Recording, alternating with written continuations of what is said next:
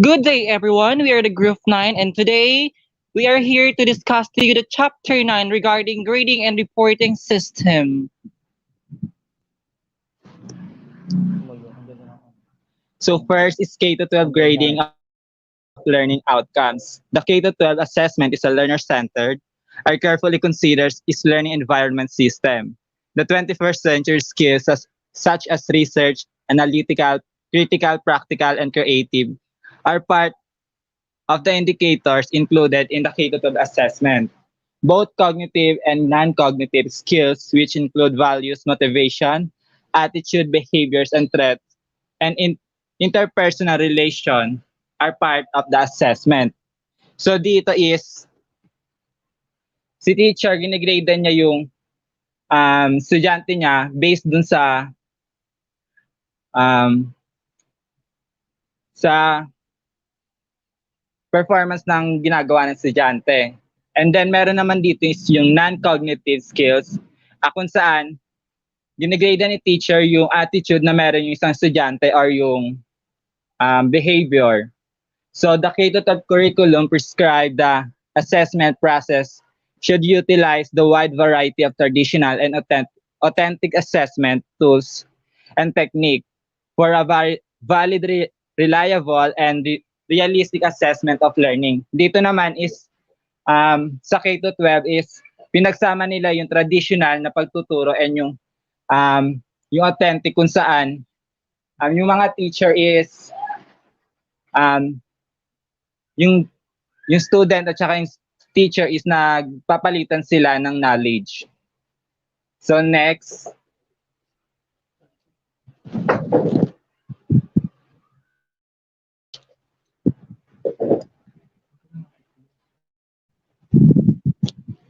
These are the following. Knowledge refers to the essential content of the curriculum the facts of students acquires.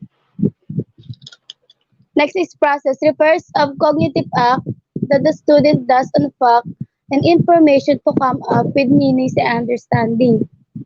Next is understanding refers to lasting big ideas, principles, and generalization that fundamental to the discipline which may be assessed using the facts of misunderstanding.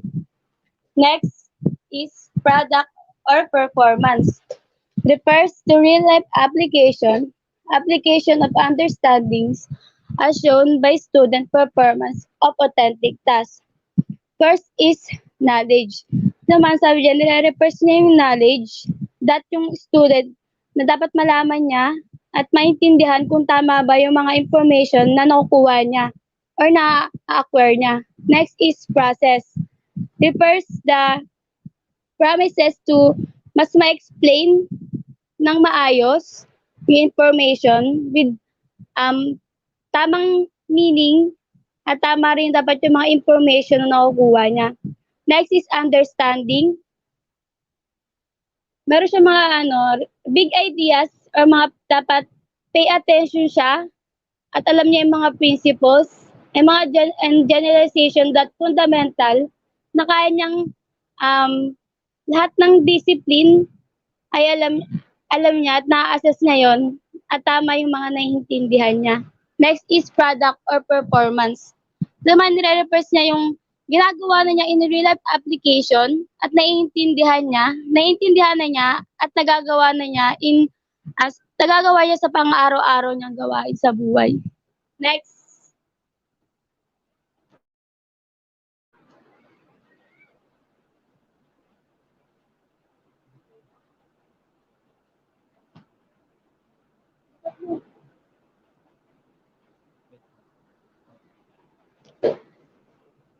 Next, the assessment level are shown in the following table. Levels of assessment. First is knowledge.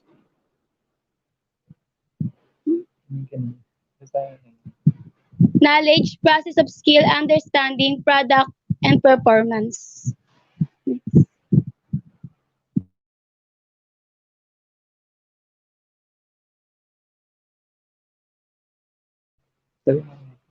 Next, at the end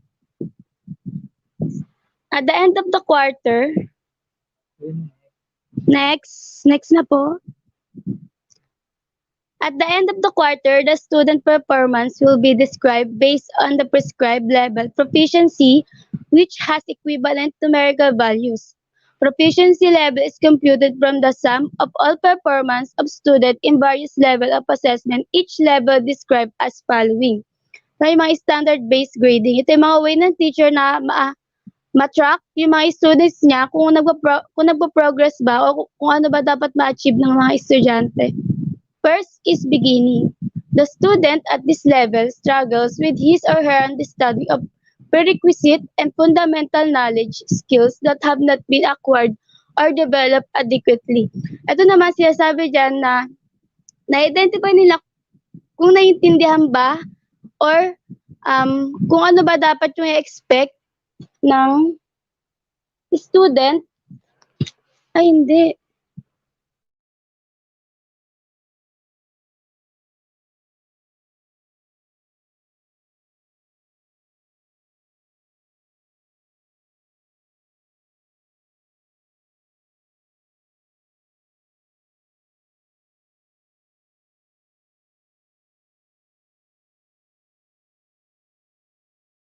Next. Beginning. Ito na po yung students na nag-i-struggle pa siya dahil nag-uumpisa pa lang. Hindi pa enough yung mga knowledge or skills na nakukuha niya. Next is developing. The students at this level possesses the minimum knowledge and skills and core understanding but need help throughout the performance of authentic tasks. Pinagkaiba naman nito, ito naman yung minimum knowledge, konting natutunan and skills and core understanding pero need pa rin niya ng tulong sa pamamagitan ng performance of authentic tasks. Next is proficient. The student at this level has developed fundamental knowledge and skills and core understanding and can transfer them independently throughout the authentic performance task. Ang pinagkaiba naman nito is yung proficient, nade-develop na niya yung fundamental knowledge, skills, and core understanding at kaya na niyang i-transfer ng sarili sa pamamagitan ng authentic performance task. Next is advanced. The student at this level exceeds the core requirements in terms of knowledge, skills, and core understanding and can transfer them automatically and flexible throughout authentic performance tasks. Advanced naman, pinagkaiba naman niya is nag-exceed na siya or mas nag-excel, mas better na and alam na niya yung mga core requirements in terms of knowledge, skills, and core understanding and kaya na rin niyang i-transfer them automatic at kaya na niyang mas ma-flex or mas mapalaki, mas mapalawak sa pamamagitan ng authentic performance tasks. Ibig sabihin ng authentic performance task, ito yung requires student to be skills, strategies, and knowledge. Learn while completing a work task that an adult would need to perform in his personal or professional life. Requires that stand to explain, apply, or sympathize them.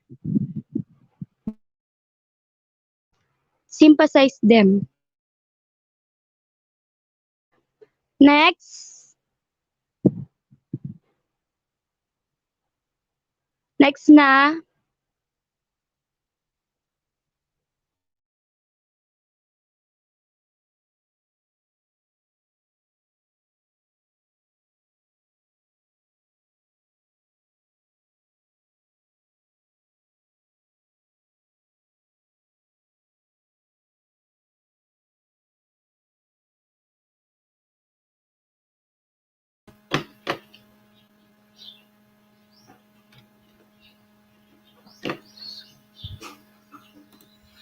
So the next topic is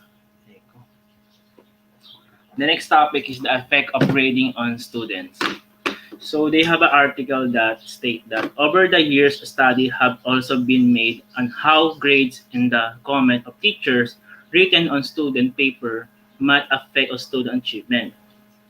So these articles state on fact about how grade effect on grading on students. So ano nga ba makaka-apekto sa estudyante kapag binigyan natin sila ng mataas na score o mababang score sa kanilang performance. So, in the said study, 74 school teachers administered a test to the student in their classes, score in the usual way. So, merong 74 school teacher that represent to experiment that. So, paano nga ba ginagaydan yung ano na yon, yung mga estudyante na yon? A numerical score was assigned to each student paper and the basics of the score obtained a corresponding letter grade. So dito, hinati sa tatlong grupo yung ang sa isang grupo ay sa tatlong grupo yung student. So, ginade sila base sa kanilang performance. So, yung first group nakuha nila ay numerical score and letter grade lamang. So sa second group naman, aside from the score, she gave a standard comment. So ang standard comment na yan, it refers to A, excellent, keep it up. Then B, good work and keep it up. And C, perhaps to try to still better. And D, let's bring this up. And F, let's raise this grade for the. Para naman po sa third group, teacher must eat a.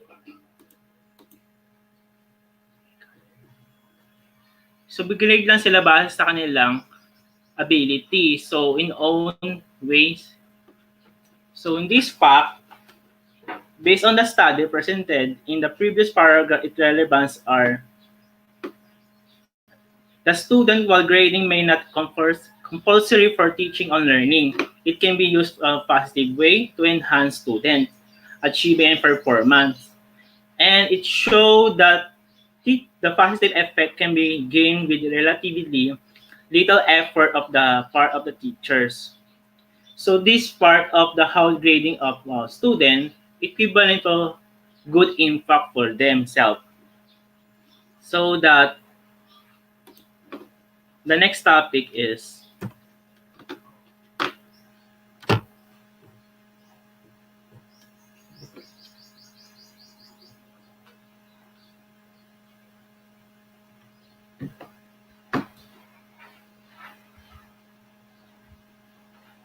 Next po.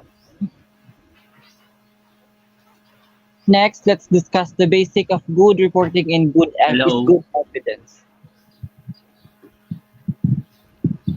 Whatever is prepared and required of the teacher when it comes to format, grading and reporting provides high quality information to interested person by means of any schema they can understand and use. The basis of such high quality information is critical evidence on students' learning.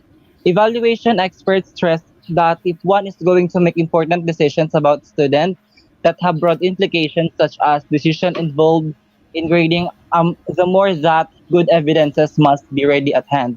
Dito naman sa basic of good reporting evidence, pinapakita lang dito yung transparent na nakukuhang grade ng mga bata na kung saan kung ano yung ginawa nila sa classroom setting magre-reflect lang din ito sa report card ng mga estudyante.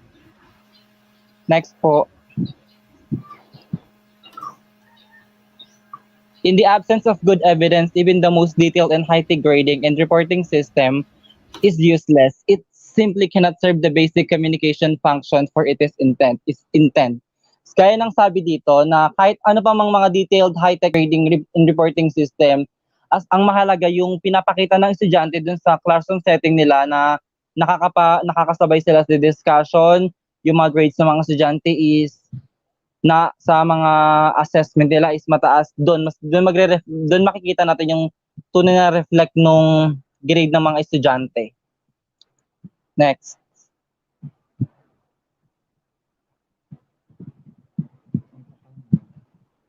Yes.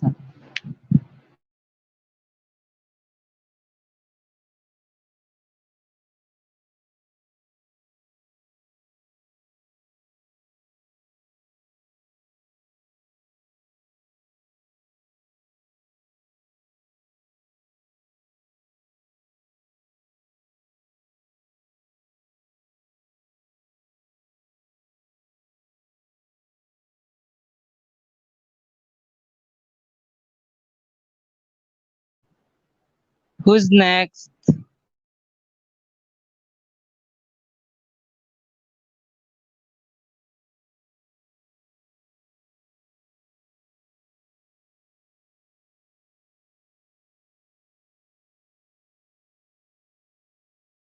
So, good afternoon. Let's proceed to the major purpose of grading. So,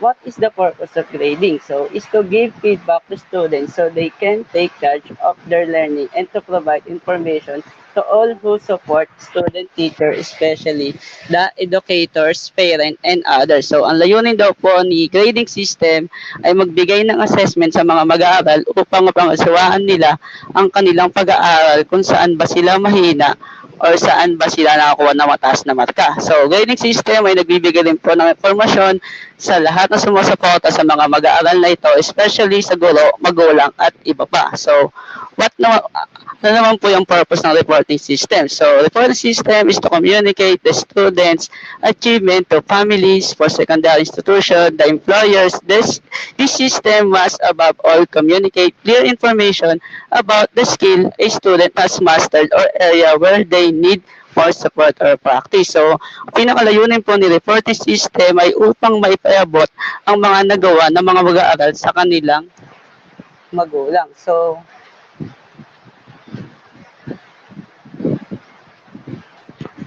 sa paanong paraan po? By using major exam, please next po.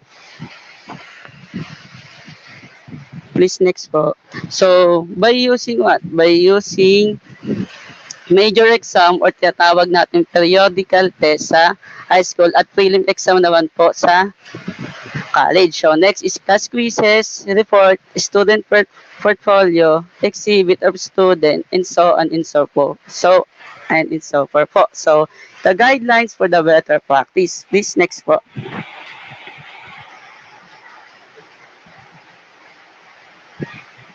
Hello. Ano po muna, guideline for the better practice po. So, wala po siya dyan. So, ayan. Wala po. Sige po. So, wala po. So, guideline for the better practice. To ensure better practice of grading and reporting system, the following statement are begin with the clear statement of purposes. So, mag-uumpisa po tayo kung ano ba talaga ang layunin ng topic natin. So, number 2, provide accurate and understandable description of learning. So, magbigay ng tama or naintindihan na paglarawan ng isang mag-aaral. So, the last one is number 3, use grading and reporting to enhance teaching and learning. So, dito na po tayo nagkakaroon po ng assessment sa isang bata by using grading and reporting. So, yun lang po.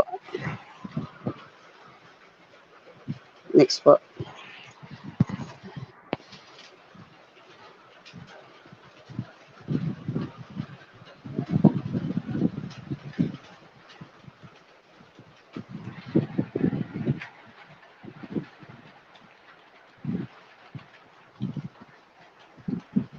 And next, let's discuss the letter grade. The most common grading method is composed of letter grade descriptors are simplicity. That letter grade is not necessary, but the grade is like with a particular letter grade parent that grade not the same. Dito naman sa letter grade, most commonly ang gumagamit ng mga letter grades yung sa mga nasa basic education. Diba kasi sa basic education, doon sila gumagamit ng mga letter grades na nag-reflect sa may mga report card ng mga estudyante. Kasi yung letter grade, yung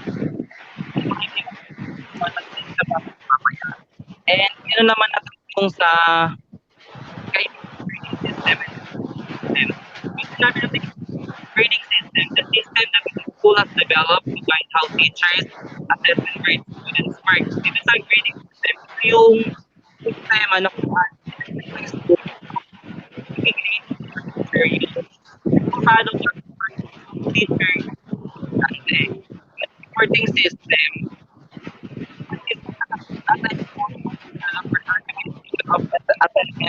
Ethical grading books. Dito naman sa reporting system, ito na yung kung paano naman ang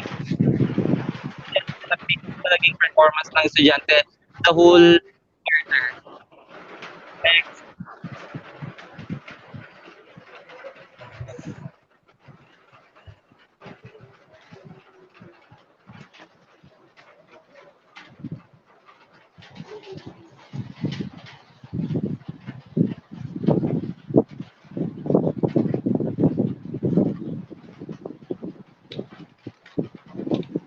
Who's next?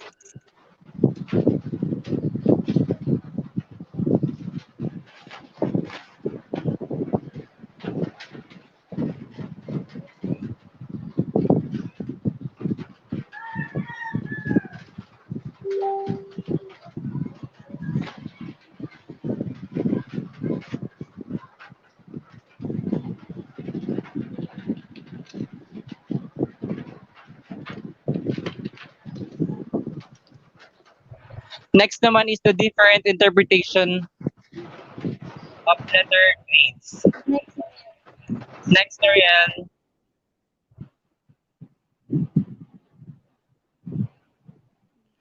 Dito sa grade interpretation, meron siyang 5 scale which is A, B, C, D, E, and F.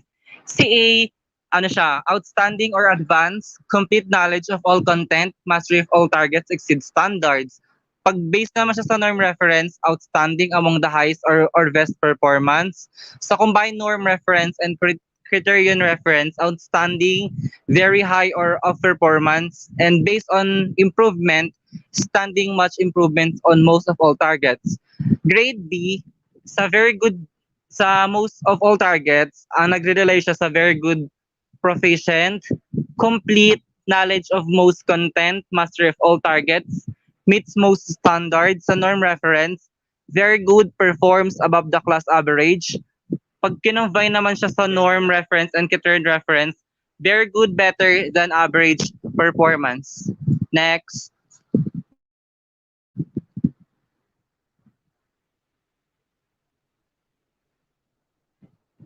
Letter C grade.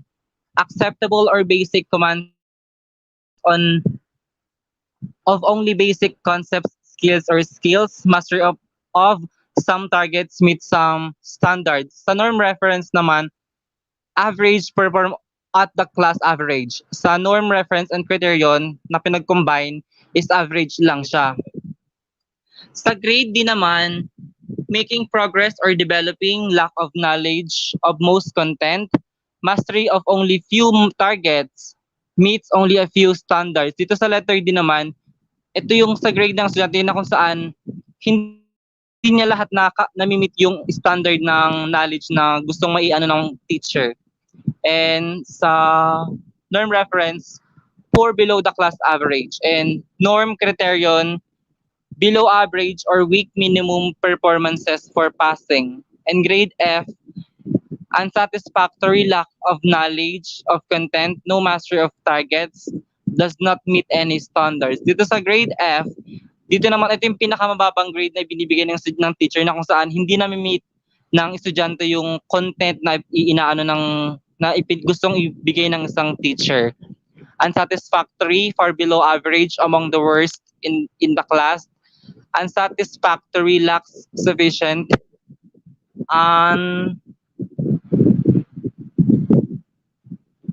unsatisfactory, no improvement on any targets.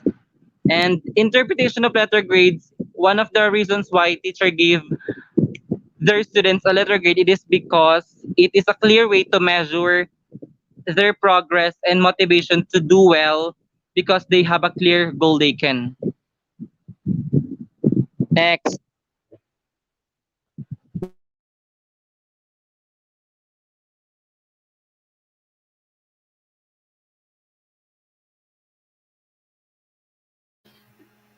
So, percentage grade are the ultimate multi-category grading method, can range from 0 to 100.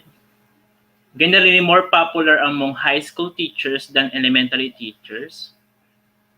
Advantage, allows for maximum discrimination in violation of students, achievement and performance, maximize the vibration among students, making it easier to choose student for disadvantage, requires a great deal of abstraction, interpretation of meaning of percentage grade extremely difficult. The cuts up are no less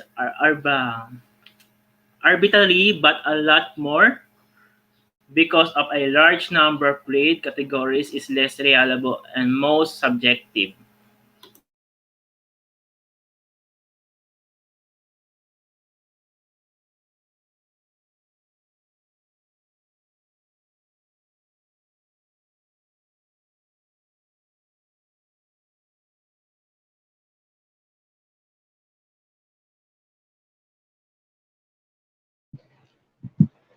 Next, standard-based grading. The four steps in developing standard-based grading. These steps are: first is identify the major learning goals or standard the student will be expected to achieve each grade level. Yun naman, na-identify ng learner goals or standard student na kung ano ba yung expect nilang ma-achieve each grade or each course. Next is establish performance indicator for the learning goals. Ano naman, ina-establish niya yung mga ah, performance na kung ano ba yung matututunan ng ang students or ano ba yung mga learning goals. Next is determine graduated level of quality or benchmarks for assessing each goal or standards. Ito naman, dapat alam nila yung mga process para ma-measure nila at mas ma-assess yung goal of standards. Next is develop reporting tools that communicate teachers of student learning progress and culminating achievement a relation for the learning goal standards. Develop na para ma-develop yung mga reporting tools na makapag-communicate yung mga students to teachers kung ano ba yung mga progress, kung ano ba yung ma-achieve, achieve na relation for the learning goals standards ng ng teachers. Next,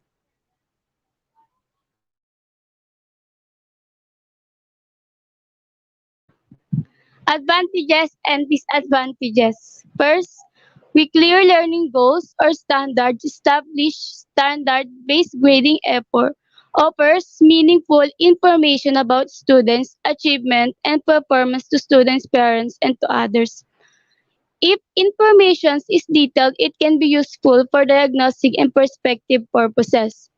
Facilitates teaching and learning process better than other grading methods. Pag sinabi natin, ay, kapag yung information is detailed, mas magagamit siya for diagnostic and prescriptive purposes. Pag sinabi nating diagnostic, can evaluate students' strength and weaknesses.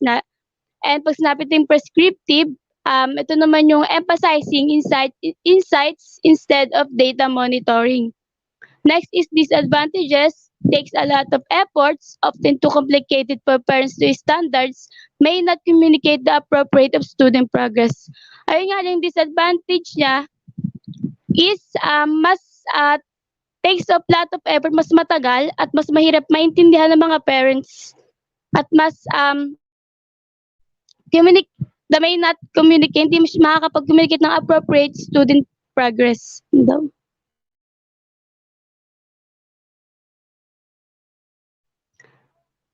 Next,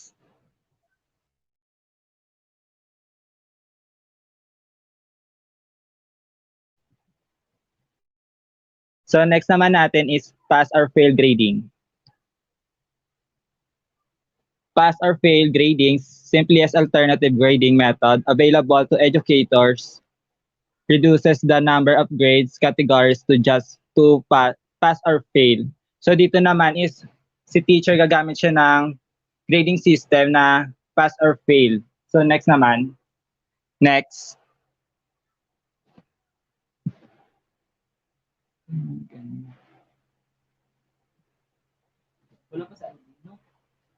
mm, So now, dito naman tayo sa advantage ng pass or fail grading. Simply as the grading process for teacher and student. So, sa lahat ng grading system, ito yung pinakamadali dahil dalawa lang yung pagpipilian. Then, use the single minimal cut of only two grades categories, improve the re- rela- uh, rel- reliability of grades assessment.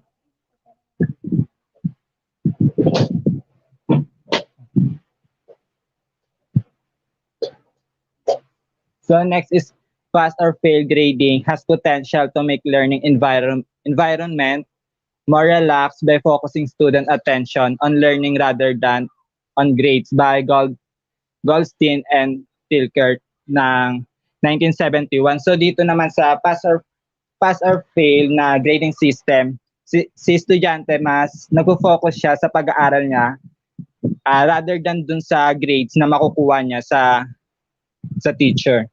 So pass or fail grading is what student will face in many real life situations. So dito sa pass or fail grading system, um um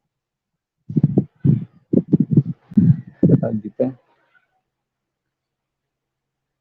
Sa pass or fail grading is what student will face in many real life. So yung gantong grading system is dito. Ma-apply natin siya sa real life kasi hindi naman lagi is na napapasa natin yung mga problema natin. Minsan babagsak tayo. Syempre, kailangan din natin malagpasan yung mga problema na yon. Yung disadvantage naman is student gain very little perspective information. So, kumbaga, kung kung i-apply natin siya sa grading system natin ngayon is mas maliit yung yung perspective na information ng grades kasi nga sa atin 'di ba number siya, so marami siyang pagpipilian. Dito is dalawa lang. So nagkakaroon ng so students spend less time studying if pass or fail grading is used than when a wider range of grading system is utilized. Student only study to attain minimum passing level and show less effort in striving for excellence. So si student is nag-aaral lang siya para makapasa, hindi niya hinihit yung excellent na makukuha niya. So next, the table below provides a summary of different grading method discussed. So ito na nga yung mga ibang grading system na natalakay na kanina. So letter grade is yung advantage is convenient, concise, familiar. Sabihin mo ilagay mo na dito sa disadvantage. Diba? Nawawala na. Yung disadvantage naman ng letter grade, broad, sometimes unclear indication of performance, often include a jumble of factor including effort and improvement. Yung sa percentage grade, yung advantage naman niya is easy to calculate, record, and combine, familiar. Yung disadvantage naman is broad, sometimes unclear indication of performance, false sentence of difference between close score. High score not necessarily signifies mastery. So next, standard based, yung advantage naman is focus on high standard for all students, pre-established performance level. And yung disadvantage is may not reflect student learning in many areas, does not include effort or improvement. Pass or fail is simple, consistent with mastery of learning. Disadvantage naman is little discrimination in performance, less emphasis on high performance. So next,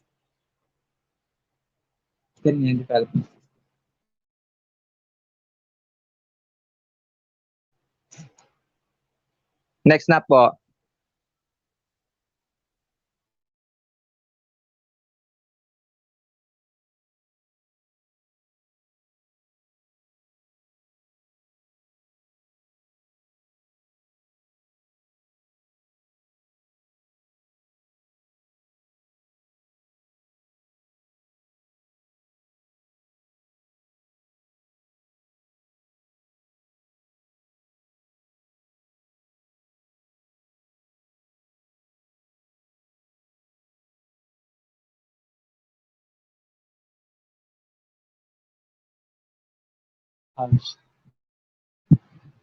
And next is developing effective reporting system. In developing reporting system, the most critical issue to be addressed, the selecting the tools included in reporting system is what purpose is to serve, why we need to convey this information, and what we need to accomplish.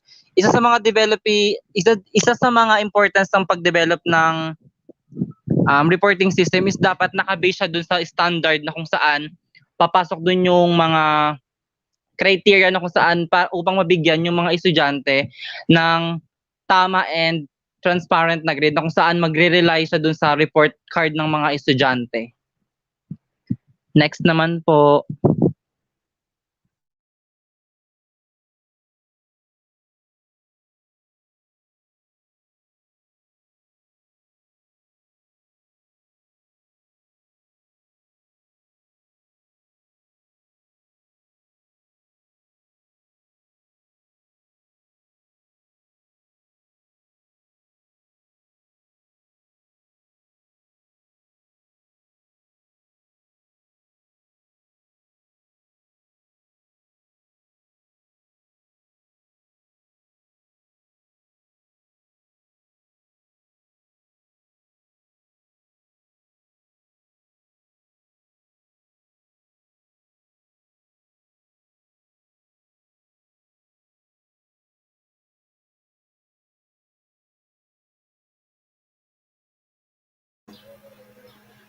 Aileen, ikaw na.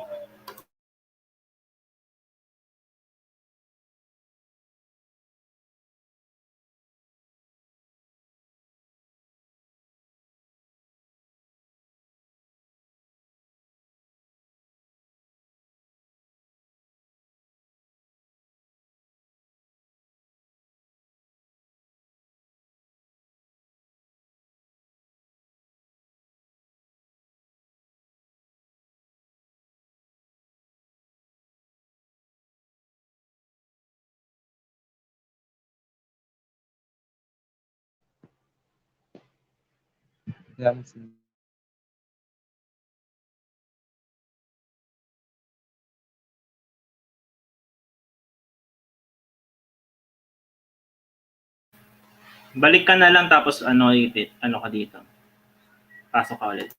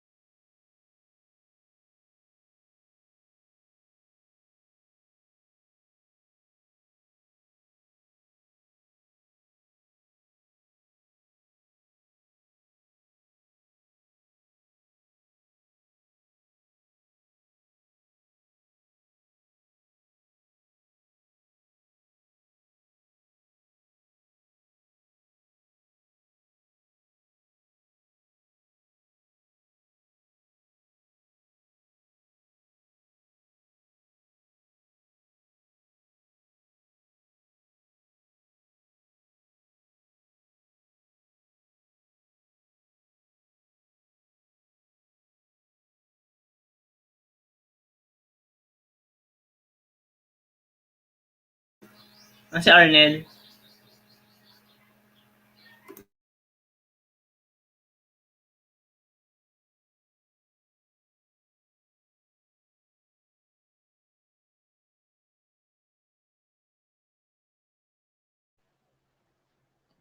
To determine the purpose or purposes is to serve, why we need to convey this information, and what we need to accomplish, critical aspect to determining communication purposes. A, what information or message do we want to communicate? Dito, dapat alam natin kung ano yung mga message or mga information na gusto nating iparating or ipaalam sa mga estudyante. Who is the primary audience for that message? Dito naman kung sino yung mga ituturuan natin or pag bibigyan natin ng mga information, it's either estudyante or kahit sinong audience ang nasa harap mo. C, how would we like that information or message to be used? Dito naman kung paano mo gustong kung paano mo siya iparating or sabihin yung message na gusto mo or paano mo siya gagamitin ng maayos na kung saan maunawaan siya ng mga audience. Next.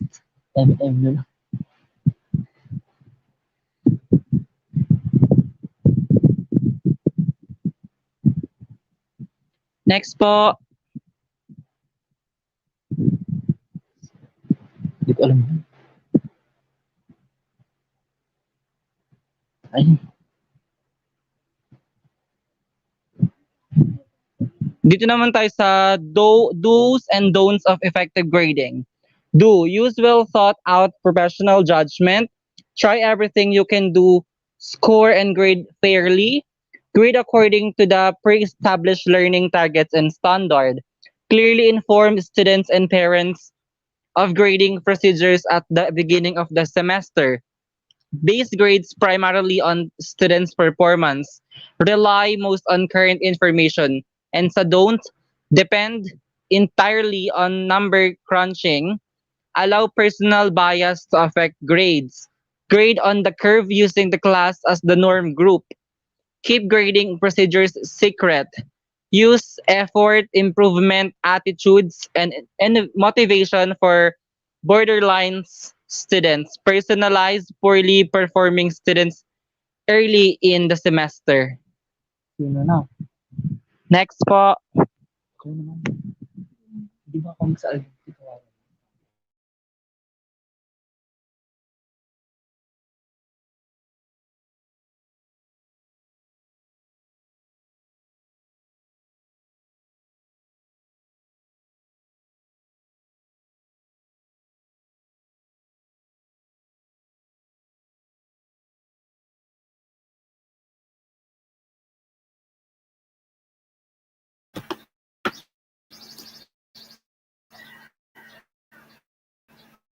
So, dito naman tayo sa plan and implementing parent teacher conference.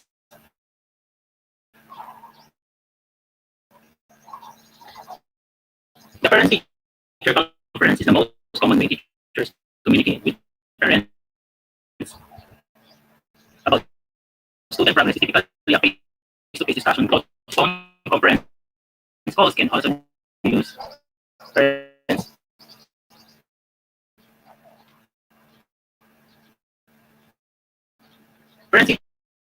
teacher conference may be initiated by either the teacher or the parent based on purpose.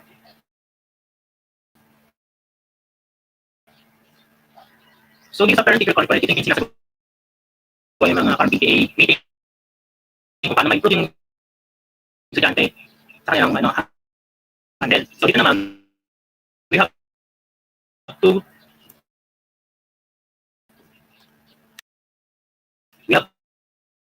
there are two types of parent teacher conference to process. Yung una, group conference.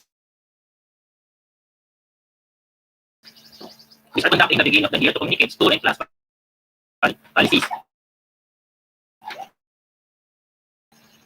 Class content evaluation procedure, expectation, and procedures for getting in touch with teachers. This is a group conference. Marami sila dito, so parang halimbawa nito yung PTA, so kuha ng card. So dito pinapaliwali teacher to may mangyari sa school, may hindi bata, para sa mga magulang. So yung pangalawa naman, yung individual conference. These are conducted to discuss the individual students' achievement, progress, or difficulties. It is important to plan the conference to be prepared. It means having all the information well organized and knowing what to achieve from conference. It will include a list of areas pertaining to student that need to be discussed with parents. So, isa din individual conference, ito yung si teacher tsaka si parents, silang dalawa lang mag-uusap tungkol, diba? Kung ano ba yung mga performance na dapat baguhin, kung meron ba dapat baguhin sa action ng bata na yun. Ang ma-improve ang kanyang academic performance. So, dito sa individual conference, matutukan ang bata na magulang dahil meron siyang update sa kanya anak. Sa group conference naman, dito naman yung pangkalahatan. So, ibigay sa school program at sa mga no? Teaching meeting. So these are the two types of parent teaching conference.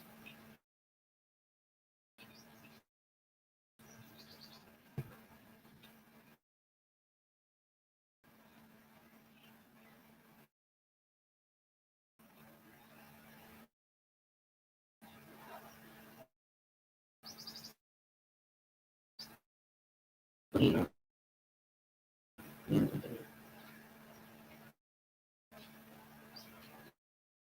hello.